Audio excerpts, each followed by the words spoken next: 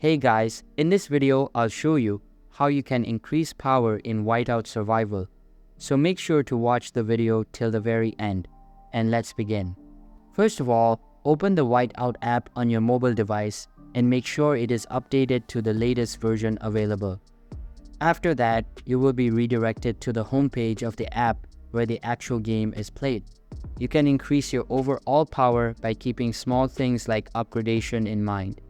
All that you have to do in order to increase power is to do stuff like training and upgrading your troops, research technology, upgrading heroes, and improve gears. In the Heroes tab, you will be able to see if you have the upgrade materials necessary to level your heroes up. I highly recommend that you always upgrade the level of all the heroes that you use to the max level possible, as this will increase all of their stats and you will be able to explore more and gather more material.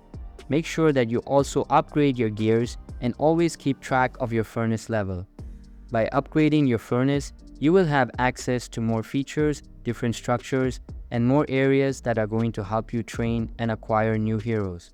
So, as long as you train your troops and upgrade them whenever possible, you will be able to increase your overall power in Wild Survival. So that's basically how you can increase power in Whiteout Survival. So that's all for this video. Hope you liked the video. Thanks.